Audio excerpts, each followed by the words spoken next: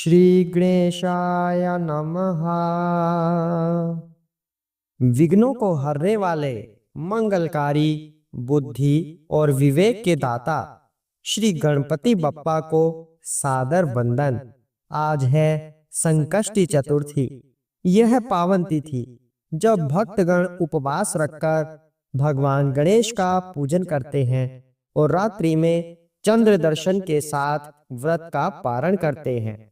संकष्टी का अर्थ है संकट को हरने वाली, और इस दिन व्रत रखकर श्री गणेश जी की कथा सुनने मात्र से मनुष्य के जीवन के सारे कष्ट, विघ्न और दुख दूर हो जाते हैं। अब आइए हम सुनते हैं आज की संकष्टी चतुर्थी की पावन कथा, जो हमें बताती है कि कैसे भगवान गणेश अपने भक्तों के संकट हरते हैं और उन्हें नव जीवन प्रदान करते हैं। जय श्री गणेश। एक समय की बात है, राजा हरिश्चंद्र के राज्य में एक कुम्हार था। वह मिट्टी के बर्तन बनाता, लेकिन वे कच्चे रह जाते थे। एक पुजारी की सलाह पर उसने इस समस्या को दूर करने के लिए एक छोटे बालक को मिट्टी के बर्तनों के साथ आवा में डाल दिया। उस दिन संकष्टी चतुर्थी का दिन था। उस बच्चे की माँ अपने बेटे के लिए परेशान थी। उसने गणेश जी से बेटे की कुशलता की प्रार्थना की।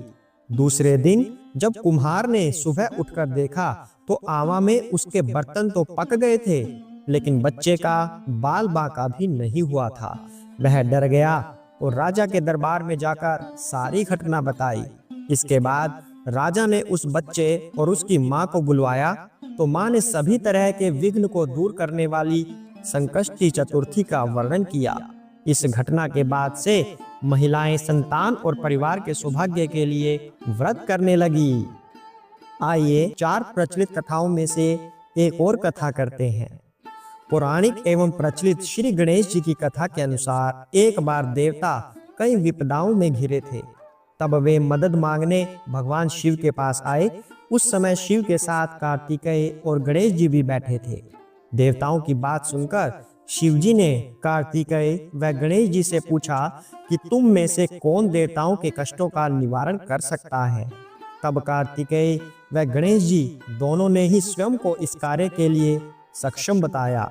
इस पर भगवान शिव ने दोनों की परीक्षा लेते हुए कहा कि तुम दोनों में से जो सबसे पहले पृथ्वी की परिक्रमा करके आएगा, वही देवताओं की मदद करने जाएगा।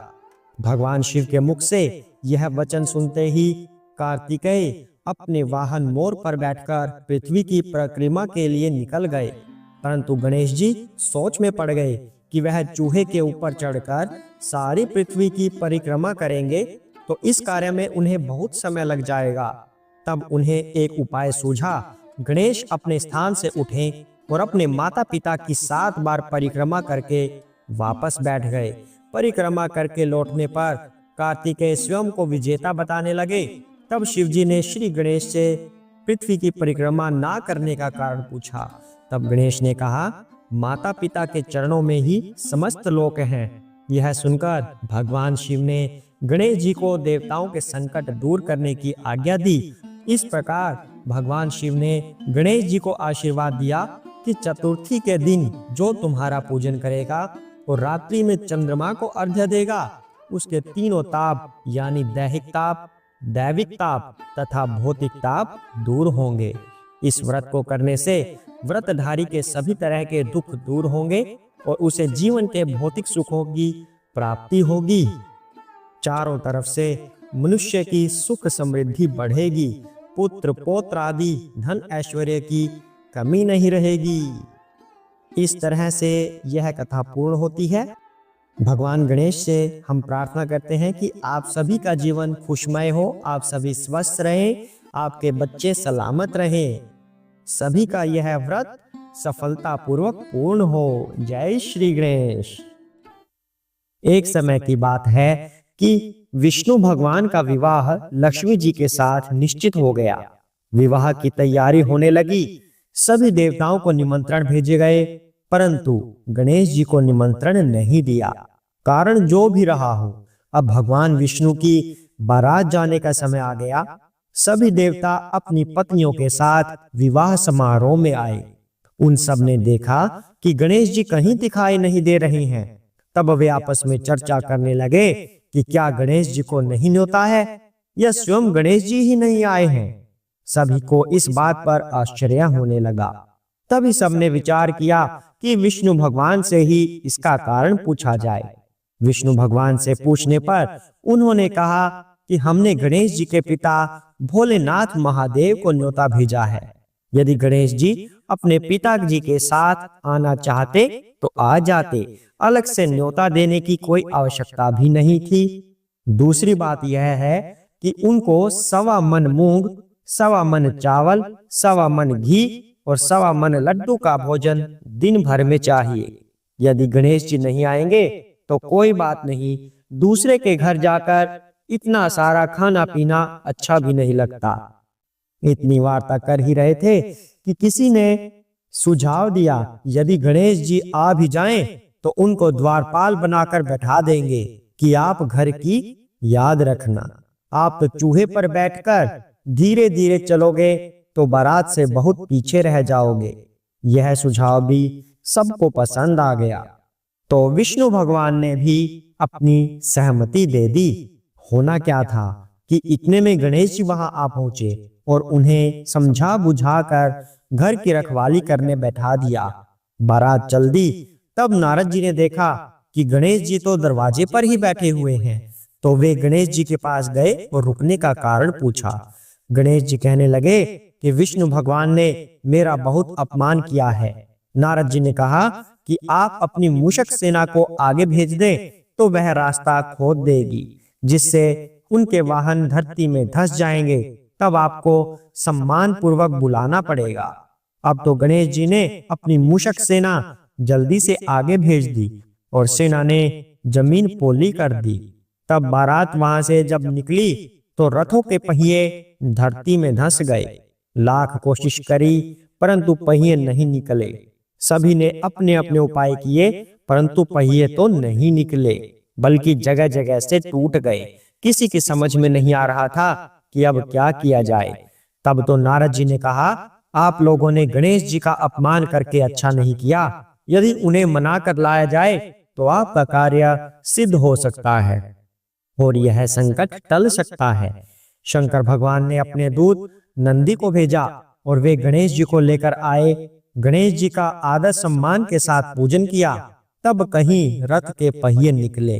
अब रथ के पहिए निकल तो गए परंतु वे टूट फूट गए तो उन्हें सुधारे कौन। पास के खेत में खाती काम कर रहा था, उसे बुलाया गया। खाती अपना कार्य करने के पहले श्री गणेशाय नमः कहकर गणेश जी की वंदना मन ही मन करने लगा। देखते ही देखते खाती ने सभी पहियों को ठीक कर दिया। तब खाती कहने लगा कि हे देवताओं, आपने सर्वप्रथम गणेश जी को नहीं मनाया होगा और न ही उनकी पूजन की होगी, इसीलिए तो आपके साथ यह संकट आया है। हम तो मूर्ख अज्ञानी हैं, फिर भी पहले गणेश जी को पूजते हैं, उनका ध्यान करते हैं। आप लोग तो देवतागण हैं, फिर भी आप गणेश जी को कैसे भूल गए। अब आप लोग भगवान श्री गणेश जी की जय बोलकर जाएं तो आपके सब काम बन जाएंगे और कोई संकट भी नहीं आएगा। ऐसा कहते हुए बारात वहां से चल दी और विष्णु भगवान का लक्ष्मी जी के साथ विवाह संपन्न करा के सभी सकुशल घर लौट आए। हे गणेश जी महाराज, आपने विष्णु जी को जैसो कारज सारियो ऐसो कारज सबको सिद्ध कर जो। बोलो गजानन भगवान की जय हो। तो यह थी संकष्टी चतुर्थी की व्रत कथा।